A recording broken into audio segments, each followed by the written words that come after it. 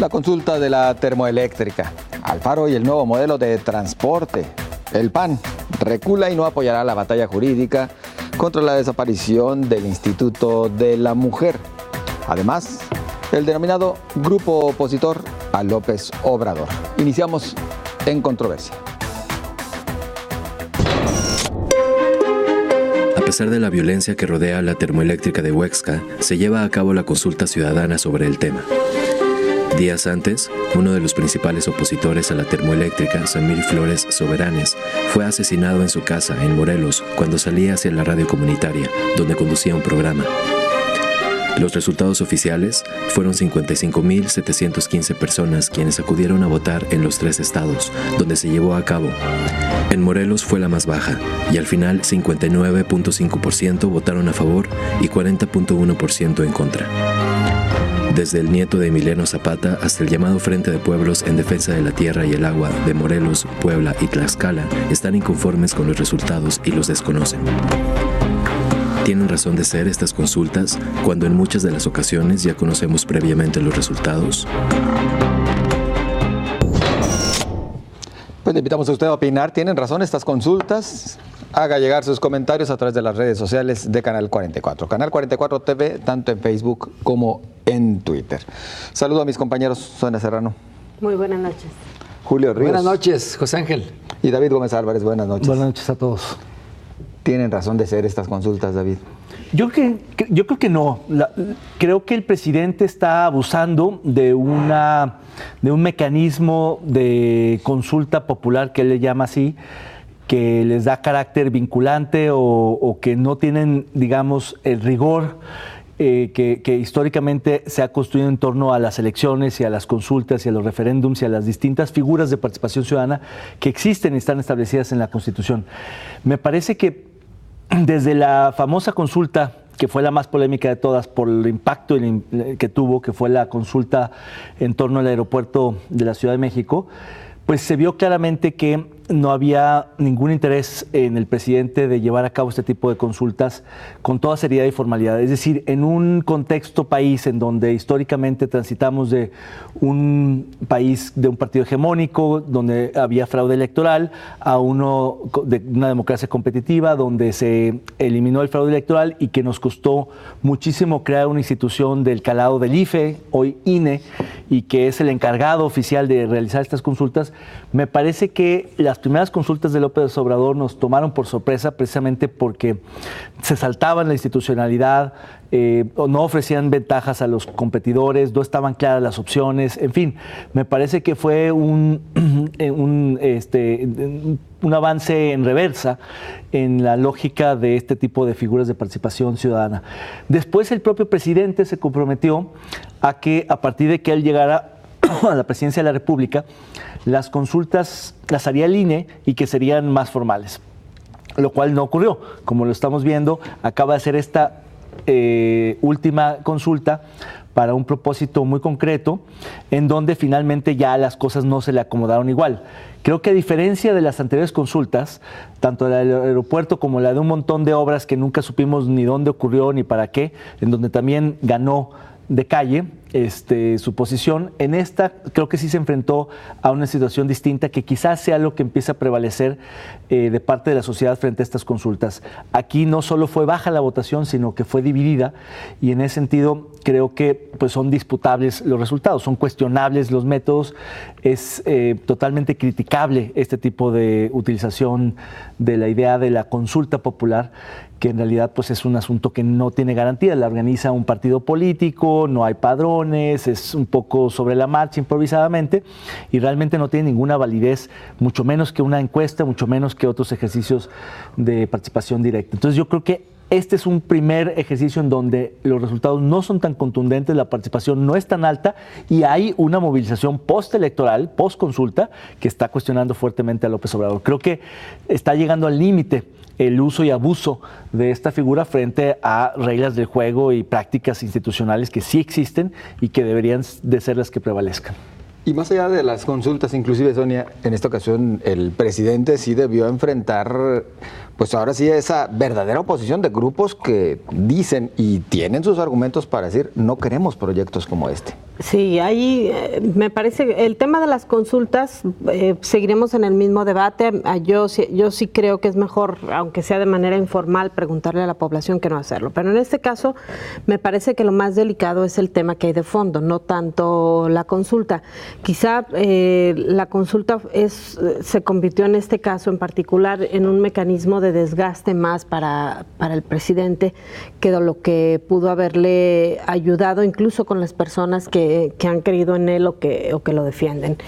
El problema de fondo, que es el tema de la termoeléctrica y que son estos señalamientos que ha estado haciendo en particular la agrupación por la defensa del agua y de la tierra, es los efectos que ha tenido esta termoeléctrica que ya había sido construida y que además ha tenido un proceso de alrededor de 10 años más o menos de problemas para la población.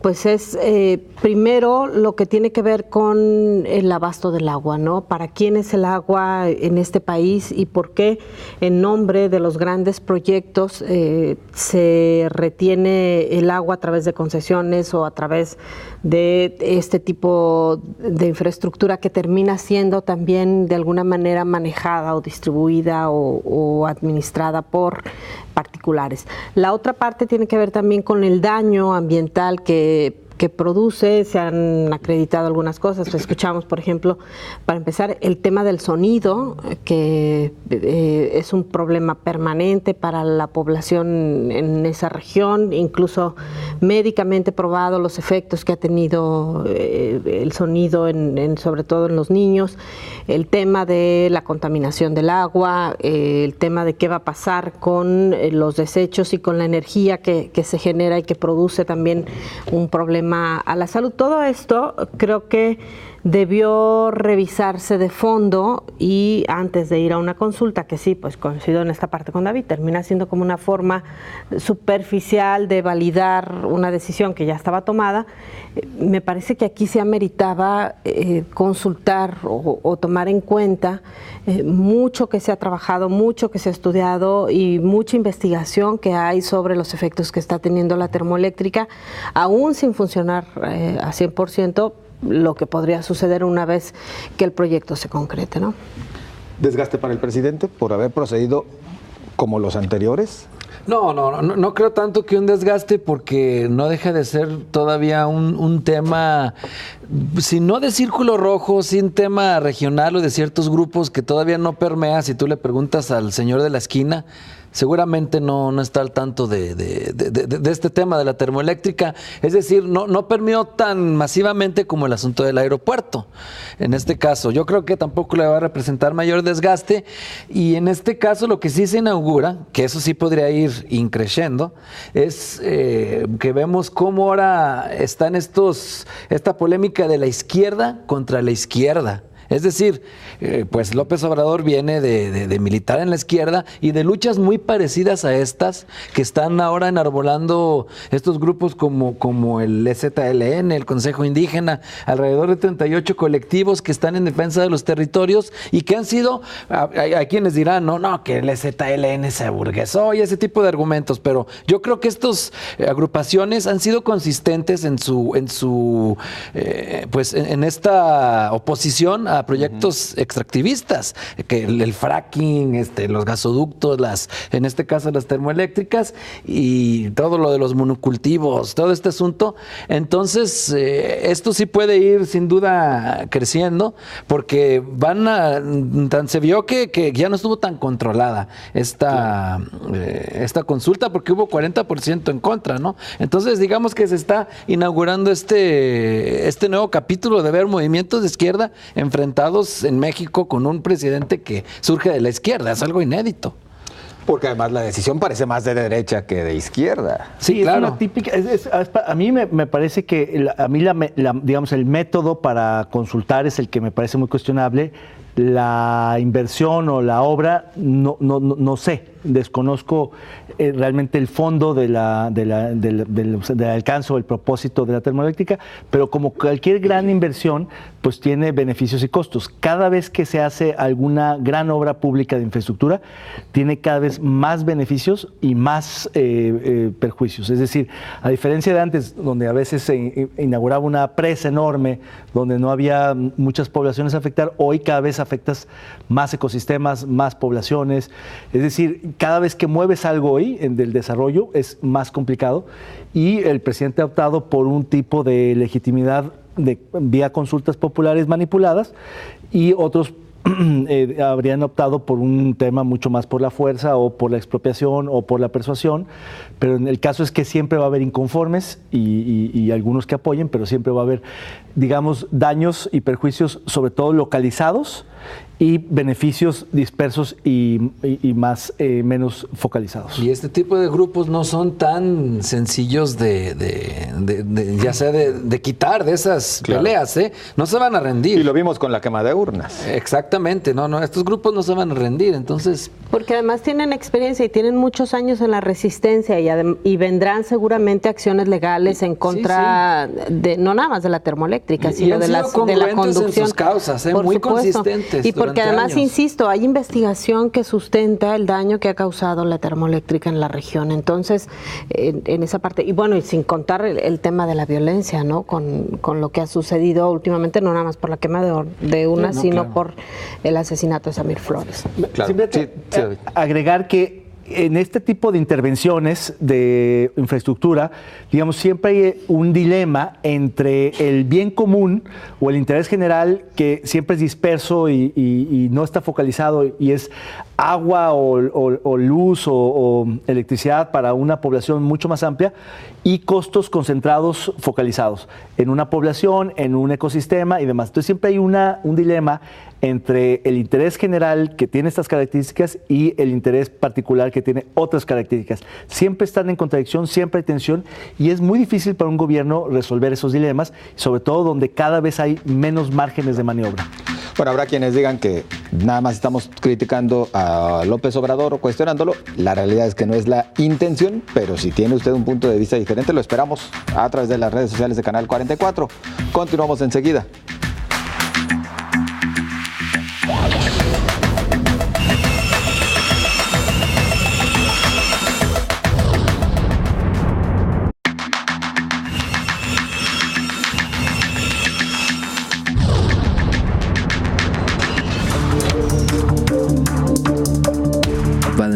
Y como lo hicieron sus antecesores, el gobernador Enrique Alfaro anuncia el reordenamiento del transporte urbano. Advierte que los transportistas son aliados y no enemigos. Empieza por anunciar que no trae negocio en el tema, factor al que se le atribuyen los intentos fallidos del pasado, cuando se vinculó a exfuncionarios con intereses en la adquisición de nuevas unidades de una sola marca, de sistemas de gobernador de velocidad o los sistemas de prepago con un solo distribuidor. Son innegables y continúan las denuncias sobre un deficiente servicio, así como las muertes por transporte urbano. Además, el gobernador Enrique Alfaro anuncia apoyos para los transportistas que rondan los 80,000 pesos por unidad, lo que toma por sorpresa a estos, quienes aún no saben si los pueden usar como enganche para nuevas unidades o para equipar estas con cámaras y sistema de prepago. ¿Podrá Enrique Alfaro controlar al pulpo camionero? Va de nuevo, justo como decía la cápsula, y le invitamos a opinar. ¿Va a poder el gobernador Enrique Alfaro controlar al pulpo camionero y además alcanzar esta transformación real del servicio de transporte público? Participe con nosotros. Sonia, pues la misma historia. Sí, vamos a reordenar el transporte público, no importa cuándo lo escuchen, qué comienzo de administración. Es exactamente la misma nota, podrías reciclarla.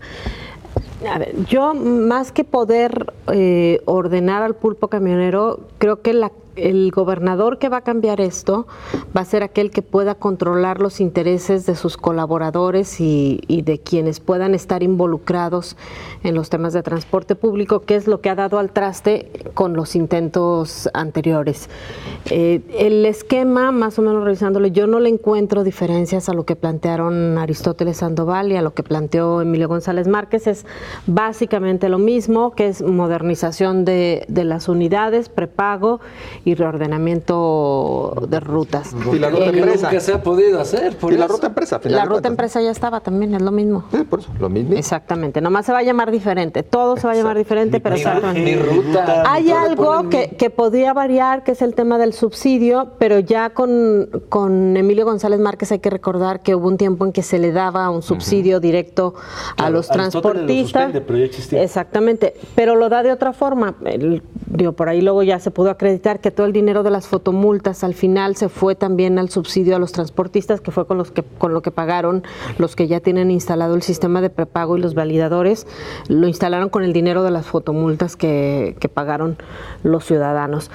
Es decir, no hay ninguna novedad con relación a lo que ha habido anterior. El tema va a ser si todos estos funcionarios que están ahí metidos no le van a meter las manos al negocio del transporte público, porque hay que recordar, un poco para ir hacia atrás, el tema del macrobús en la calzada Independencia, que además estuvo ahí Diego Monraz, lo que terminó arruinando este proyecto o haciéndolo tan alargado y que tuvo un impacto tan duro hacia la avenida, el comercio y la vida cotidiana de la ciudad, fue justamente los intereses de quienes finalmente se quedan con la concesión del transporte, además que terminó siendo no rentable y con un manejo bastante extraño, con deudas que todavía no se saldan, muchas cosas. Me parece que luego con Aristóteles Sandoval el problema fue los camiones que había que comprarle a Dina como fuera, diera lugar, a pesar de que había otras opciones que terminaron siendo hasta más baratas, que antes eran más caras, pero cuando Dina se convierte en el proveedor elegido por los funcionarios públicos, se convierte también en el más caro. El tema de TISA, que lo ratifican, hay que ver, a mí me hubiera gustado que se revisara el contrato con TISA, creo que hubiera sido una señal de que haya algo diferente. ¿Por qué? Porque es un contrato a 7 años, y creo que la empresa ha dejado muchas dudas en el manejo que ha tenido. Ya en algunas entrevistas ha precisado Diego Monraz que va a continuar. Diego Monraz la sufrió, a él lo obligaron cuando en su periodo anterior al frente de la Secretaría de Movilidad o de Vialidad, lo que era antes, lo obligaron a contratar a TISA, entonces ya sabe cómo es trabajar con esta empresa, el gobernador en turno. Emilio González. Exactamente. Entonces, si todo esto se resuelve y se deja fuera como lo está prometiendo el gobernador Enrique Alfaro, por supuesto que esto va a funcionar y que va a ser diferente. El problema es que también lo prometió en su momento Aristóteles Sandoval y también lo prometió en su momento Emilio González Márquez y ninguno lo cumplió, y vimos a funcionarios metidísimos en el tema de hacer negocio con el transporte público y al final fracasando estos grandes proyectos, ¿no? ¿Se va a poder, Julio? Yo no quisiera ser tan pesimista como algunos lo están siendo. Entiendo que tenemos todo el derecho a ser escépticos en este tema porque ningún gobernador ha resuelto este problema. Tan es así que estas metas que se acaban de anunciar son las mismas que se presentan cada año, es cierto, pero porque no se ha solucionado nunca ninguna de ellas, ¿eh? Ahora, es cierto que un año pues pareciera de fantasía, ¿no? Se puso la vara muy alta el gobernador, pero qué bueno que se la puso alta, porque ya urge. Sin duda este es el gran reto que si lo logra Enrique Alfaro le podrían dar el premio al mejor gobernante del país, porque no está nada sencillo, pero yo sí creo que es un muy buen principio. Exagerado. Yo primero le pondría la seguridad antes que el transporte público. No dije que fuera el reto mayor que hay en la administración, digo que es un gran reto.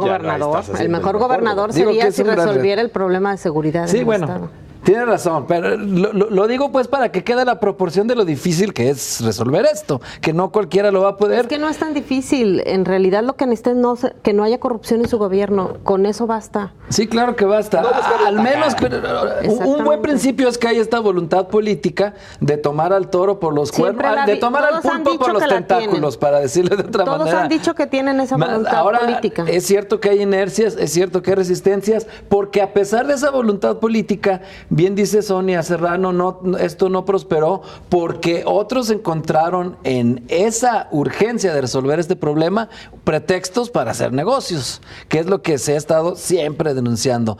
Pero yo creo que el hecho de denunciarlo, de ponerse un plazo fatal, es positivo, porque también así podemos exigirle a nosotros como sociedad, espérate, no se cumplió en este tiempo y es bien complicado, es cierto que es bien complicado y a muchos no les agrada el chiquear a los transportistas con subsidios, que han sido un cheque en blanco. Esperemos que esa mano dura que caracteriza al gobernador Enrique Alfaro se demuestre con esos transportistas. Aunque el subsidio no es a los transportistas, el problema es que con Aristóteles lo que hicieron fue que el transportista subsidiaba el descuento. Ahora lo que van a hacer es la mitad del costo del transporte, en lugar de que lo asuma el transportista, lo va a asumir el gobierno del Estado. Por lo menos es lo que para dijeron. Modernizar las unidades, poner el sistema de prepago, todo esto, ¿no? Que a ver si funciona. A ver, aquí sí tendríamos que mencionar de manera muy particular al llamado pulpo camionero, porque siempre también los dueños del transporte público, con los gobernantes,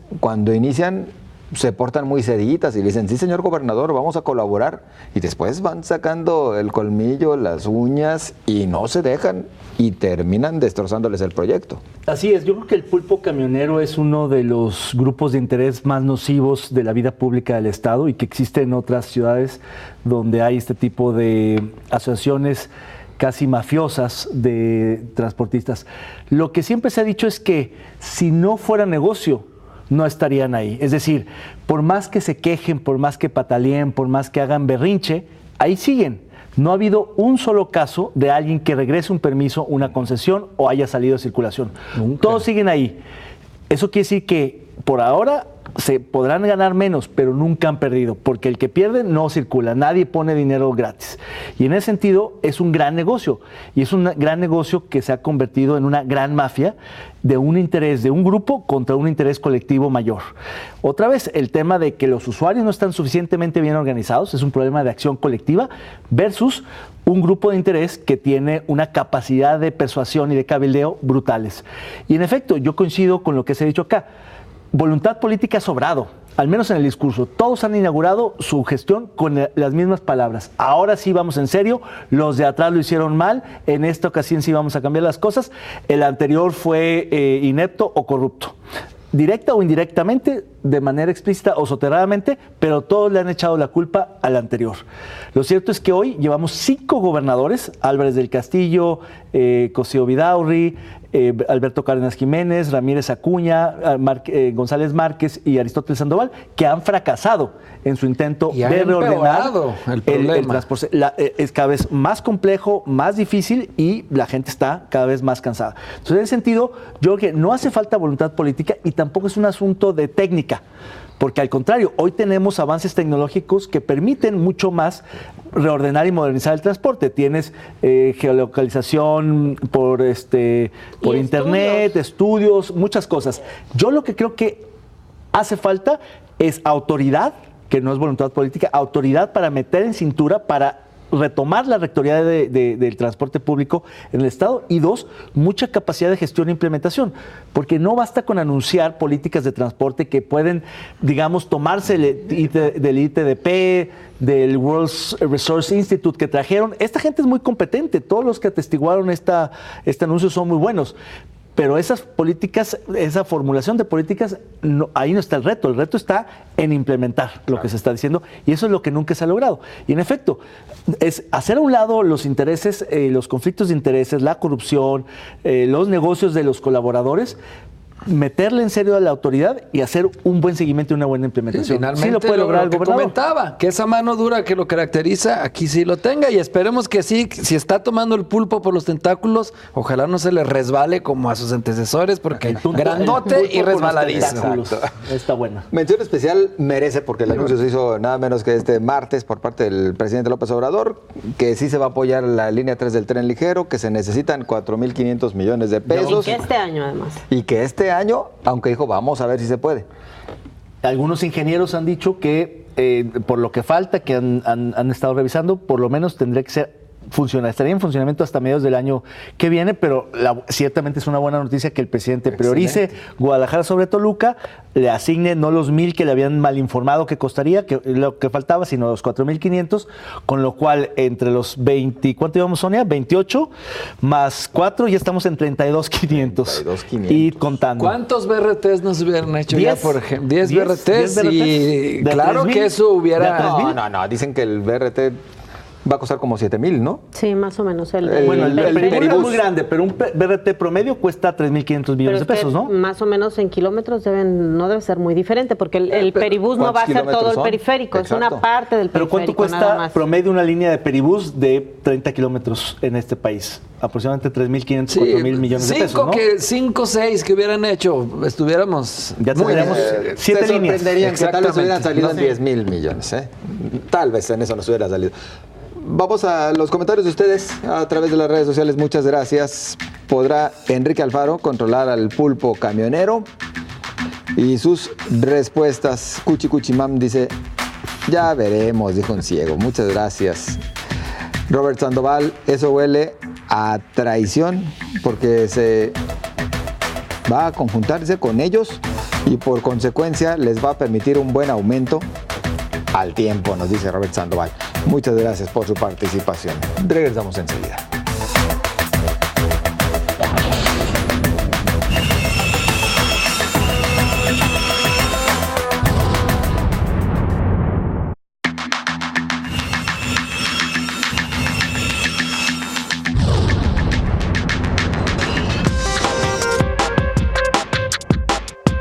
A unas horas de que se firme la controversia constitucional contra la eliminación del Instituto Jalisciense de la Mujer, el Partido Acción Nacional deja plantados a Morena y al PRI. Argumenta su coordinador de los legisladores panistas, Gustavo Macías, que no van porque no hay futuro a esa vía jurídica. Adelanta que están derrotados, califica la medida como mediática y en cambio proponen un observatorio. Asociaciones femeninas lamentan la decisión del blanquiazul y advierten que sin los diputados de esa bancada o a pesar de ellos, tendrán importantes resultados. Las dudas y acusaciones surgen. Hay quienes atribuyen tal decisión a una negociación bajo la mesa con el gobierno estatal. Esta decisión abona o perjudica al Partido Acción Nacional. Pues ¿usted qué opina? ¿Le abona, le perjudica o todo lo contrario? Porque bueno, sí resultó sorpresivo, Julio, aunque algunos ya advertían que pues es el modus operandi del PAN, ¿no? Llegar a ciertas negociaciones cuando las cosas se complican. Alguien incluso bromeaba que bien vale una magistratura el hecho de recular en estos temas, solo queda en la especulación, o sea, porque sí coincide con una próxima designación inminente de 3 magistrados en el Congreso de Jalisco, y por eso es lo que comentaban, ¿no? Pero mira, lo cierto es que pues ahora quienes se oponen a la desaparición del Instituto Jalisciense de la Mujer tendrán que buscar otras alternativas que siempre las habría, ¿no? Sí se ve complicado que puedan obligar al Congreso, al Ejecutivo a recular en esta decisión tomada, es cierto, pero sin duda era muy importante el contar con un posicionamiento de la Suprema Corte de Justicia de la Nación, porque pues ciertamente que la máxima tribuna a nivel nacional en este tipo de resoluciones jurídicas pudiera pronunciarse al respecto, sin duda era un precedente importante, ¿no? Entonces sí, pues sí, es lamentable que haya ocurrido de esa manera, y pues insisto, ahora tendrán que buscar otras alternativas. Se manejaba incluso la posibilidad de pedir a la Fiscalía General de la República que presentaran la propia acción de o la Comisión Nacional también puede hacerlo. La Comisión Nacional de Derechos Humanos. Otra es buscar una iniciativa ciudadana, una iniciativa popular, que ahí luce un poco cuesta arriba, porque pues Movimiento Ciudadano sigue teniendo la mayoría de los votos, y aunque sea una iniciativa popular, se tiene que votar igual en el Pleno, ¿no? Entonces, de hecho, la Comisión acaba de ir a la Corte por la reforma que hicieron en el tema de divorcio, que mantuvieron el año para que puedas, cuando te divorcias, volver a contraer matrimonio, y la Comisión demandó ante la Corte al Congreso del Estado y al Poder Ejecutivo. Sí, esto va contra todas las tendencias de derechos humanos, ¿no? O sea, si no debería haber ningún periodo de ese tipo. Pero bueno, Exactamente.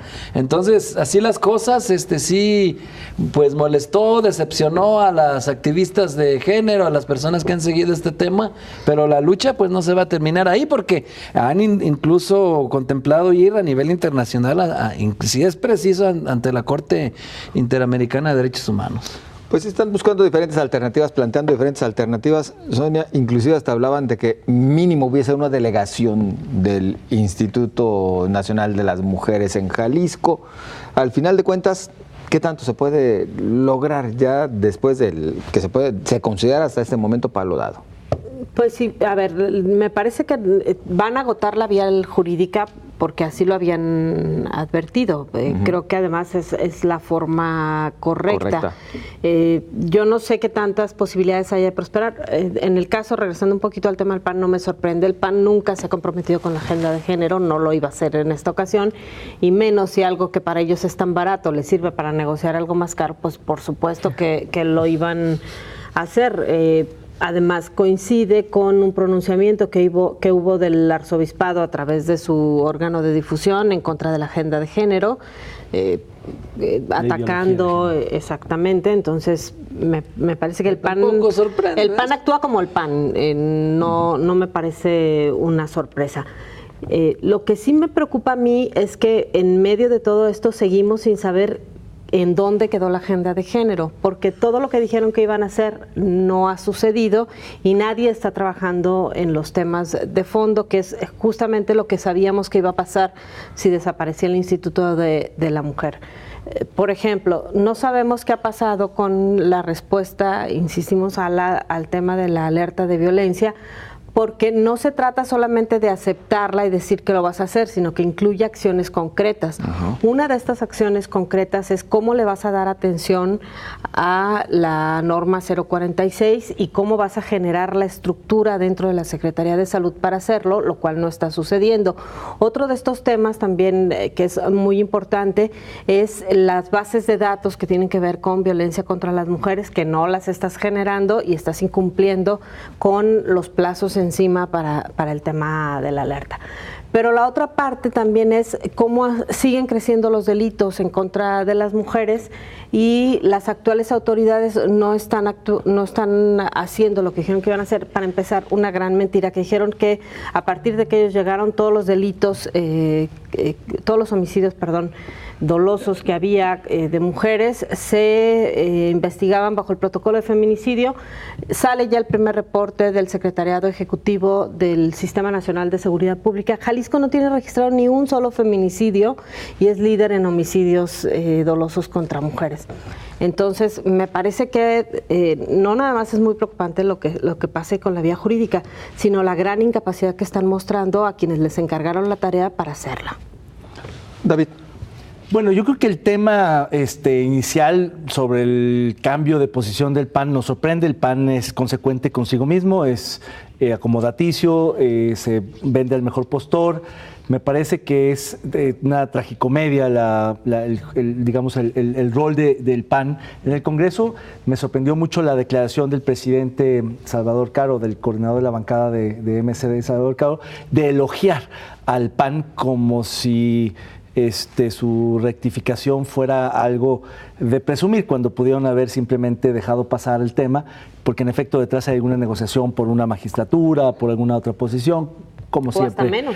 Y además el PAN pues tampoco nunca ha enarbolado en efecto esa agenda. Tuvo en su momento, por el hecho de que gobernaban, gente muy capaz como Rocío Gaitán, que fue precursora, fue pionera en el tema y abrió brecha con todas las dificultades que eso supone en un partido donde esa agenda, mal llamada la ideología de género, pues era un tema que no se veía muy bien. Entonces creo que no hay ninguna sorpresa ahí. A mí me parece que la sorpresa está en el empecinamiento del gobierno del Estado de no rectificar o posponer o buscar algún tipo de salida que le baje el costo político. Le está saliendo muy caro al gobernador el tema. Es decir, yo mismo, y lo discutimos en esta mesa, estaba a favor de la creación de la Secretaría de la Igualdad Sustantiva por el hecho de que es un modelo francés-español que es interesante por razones mucho más de administración pública que propiamente de contenidos de género. Yo de esto último no sé nada, pero sí de administración pública, y me parecía que en el modelo se podía rescatar e incluso potenciar esa agenda específica como cualquier otra agenda, sea medio ambiente o cualquier otra, incluso transversal. Pero cuando es la gente que cree en esta agenda, que promueve esta agenda, que defiende esta agenda, se te moviliza en contra con esa, digamos, esa fuerza y esa inconformidad, pues tienes que tener sensibilidad ante eso y decir, a ver, mi planteamiento es bueno, es mejor, pero esto me está costando mucho, pues vámosle dando tiempo.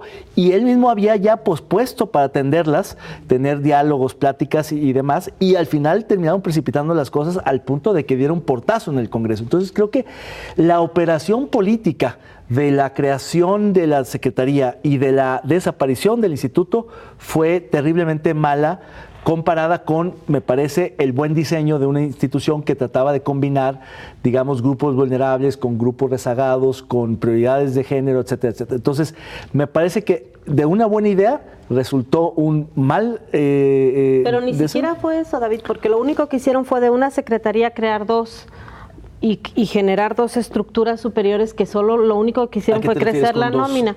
De la Secretaría de Desarrollo e Integración Social crearon dos secretarías, les dividieron los programas que atendían. ¿Cuáles son? ¿Cuáles son esas? La de... ¿Bienestar? Esa y la de Igualdad Sustantiva. Porque si ves los grupos de población atendidos son exactamente los mismos que había antes, incluso con menos recursos. Hay como 1,000 millones de pesos menos, que tiene que ver seguro con lo que le bajaste al programa de adultos mayores, que son más de 400 millones de pesos y otros más. Es decir, no creaste ni una sola acción nueva, ni un solo programa nuevo, no estás atendiendo a ningún sector de la población adicional de lo que ya se le daba, sino por el contrario le bajaste, pero sí creas dos estructuras de secretaría que son mucho más caras. Y además está la coordinación del gabinete social. Exactamente. Entonces lo único que hiciste fue crecer la burocracia dorada, atendiendo al mismo sector de la población con menos recursos de lo que los atendías antes. Yo la verdad es que, y lo peor es otra cosa, ni siquiera lo explican, porque si alguien de ellos se sentara y dijera, a ver, no, los números son estos y así vamos a actuar y esto es pero no lo hacen, al contrario, o sea, lo que hacen es esconderse. Le preguntas, por ejemplo, del tema de la agenda y te dicen, de la alerta y de temas de violencia, este tema de feminicidios, ¿no? Ellos se comprometieron, es un compromiso que todos lo dijeron. Fela Pelayo lo dijo en sus videos y todos los homicidios dolosos se van a atender bajo el protocolo de feminicidio. Le preguntas qué pasa con esto que no están haciendo y te dicen, eso lo ve Fiscalía. Esa es su transversalidad. Patearle el bote a la Fiscalía en materia de violencia me parece muy grave. Uno de los argumentos del PAN y que las han tratado de destacar bastante, pues es que al menos no desaparecen los institutos municipales, que estos se van a conservar y que inclusive por esta vía... lo que venía. Exacto. No, pero lo mueven como que ese es el logro. Porque es obligación jurídica, también, o sea... Podían haber reformado la ley. ¿No crees que eso...? No, pero de acuerdo con los tratados internacionales, cada instancia federal, estatal o municipal debe tener un organismo de atención a la mujer, un organismo exclusivo para eso. En lo nacional, por eso existe el Instituto Nacional de las Mujeres. Aquí pues hicieron esto, pero en los municipios por eso debe haber un Instituto Municipal de la Mujer o alguna otra oficina exclusiva, exclusiva para atención a la mujer. Tampoco pueden ir en contra de los tratados municipales los ayuntamientos. Pero lo hizo el Estado, porque ellos no, si son del mismo partido. Pues por eso mismo, las activistas de género van a presentar este argumento, incluso ante instancias internacionales, y es preciso, es lo que han explicado pues ellas. Vamos a la participación de nuestro público. A ustedes muchísimas gracias por estar atentos y por hacer llegar sus comentarios. El PAN no apoyará la batalla jurídica para salvar al Instituto Jalisciense de las Mujeres. ¿Esta decisión abona o perjudica al Partido de Acción Nacional? Pues nos dice Fausto Hacha, lo perjudica totalmente. Gracias, Fausto, por su comentario. Regresamos enseguida.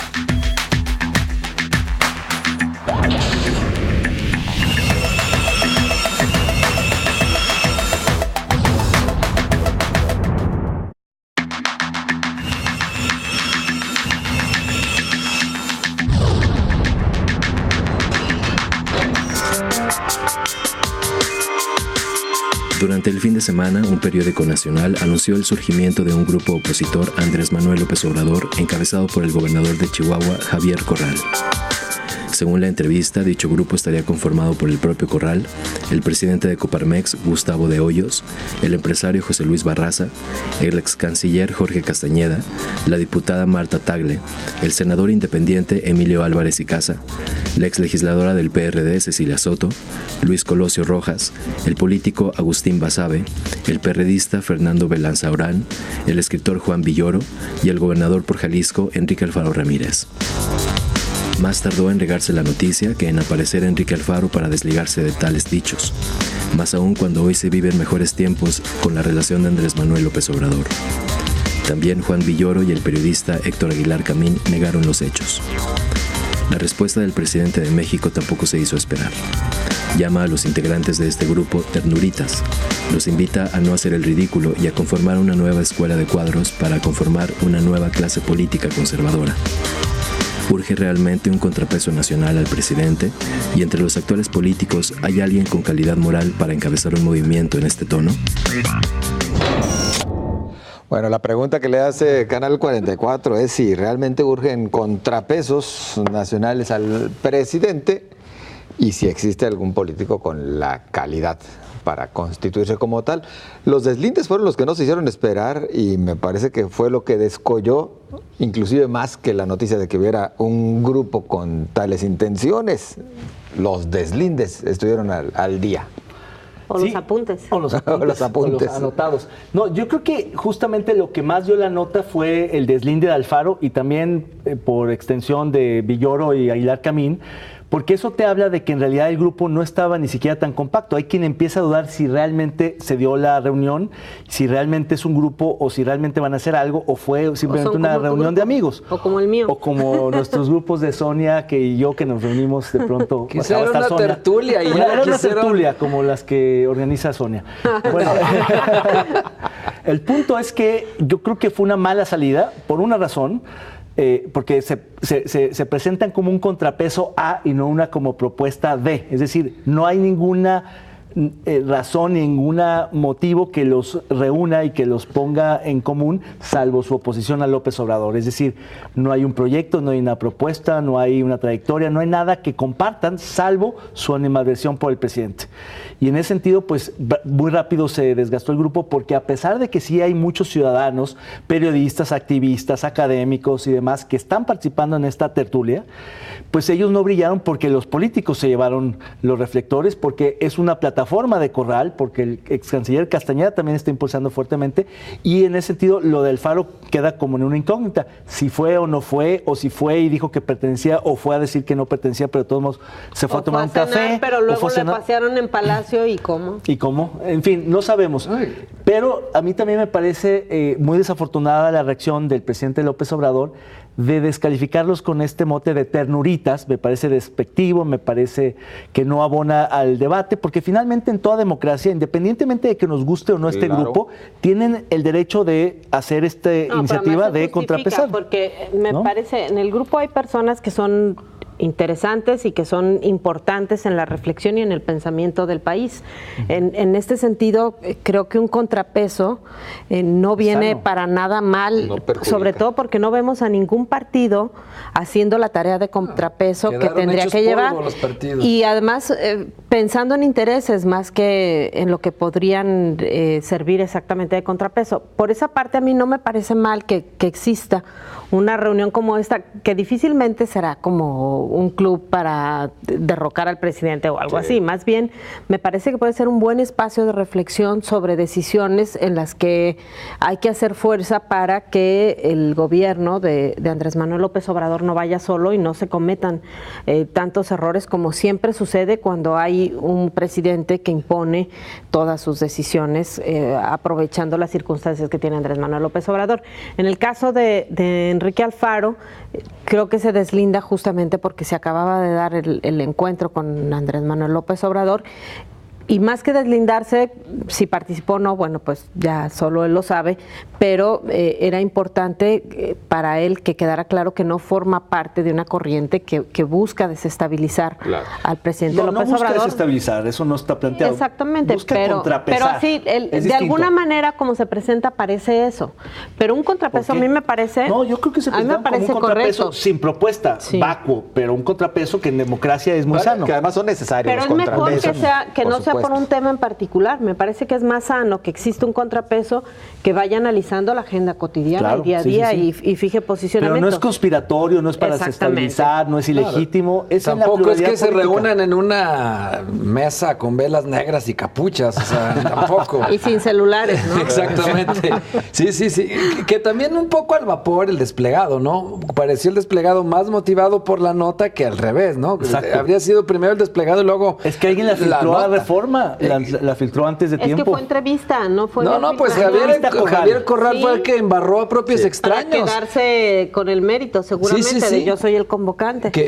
¿Por qué? Porque pues sabemos que Javier Corral está cargando agua a su molino porque es la figura más, digámoslo, representativa del PAN rumbo al 2024, ¿no? Que ante la caballada tan flaca es el que pudiera aspirar a ser el candidato presidencial del blanquiazul, al igual también que Enrique Alfaro es aspirante a la presidencia de la República en todo caso, ¿no? En el 2024. Candidato natural, quién sabe si aspirante, él dice que no. Bueno, en todo corazoncito de los políticos, por supuesto que abriga esa ilusión de ser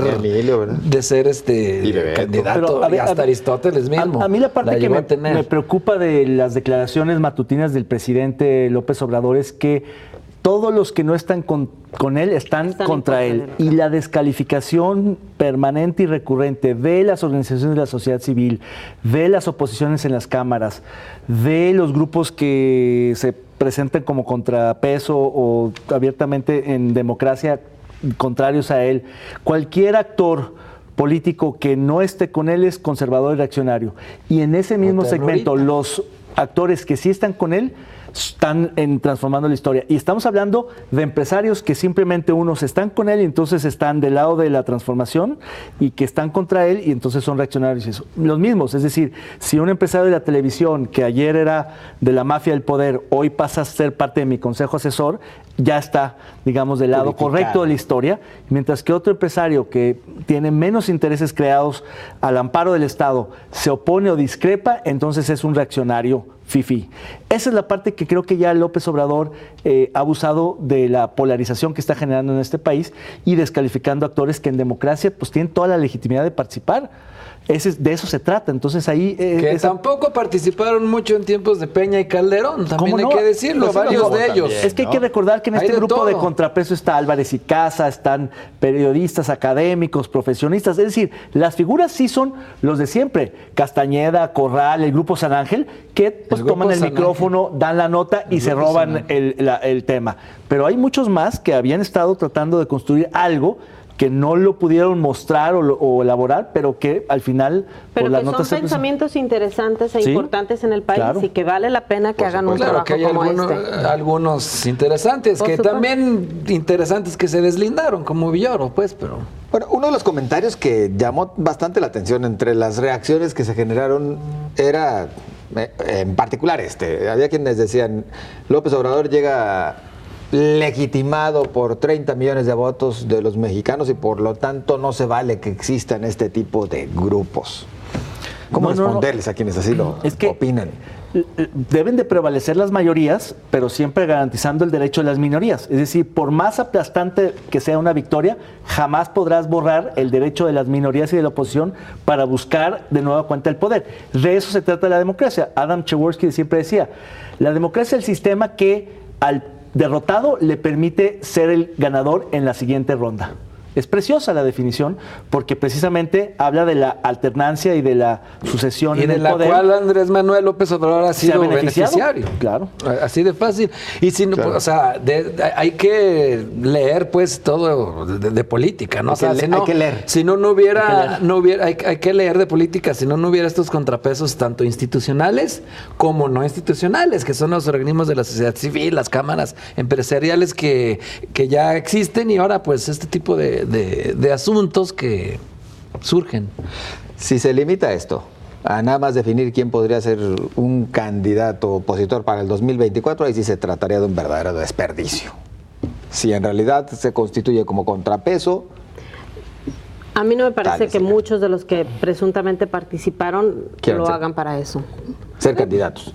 O para apoyar a un candidato, no creo que vaya por ahí. Corral seguramente la busca, también no hay que ser ingenuo. Hay gente que tiene una agenda política, otros que tienen una agenda ciudadana, una agenda explícita, una agenda oculta.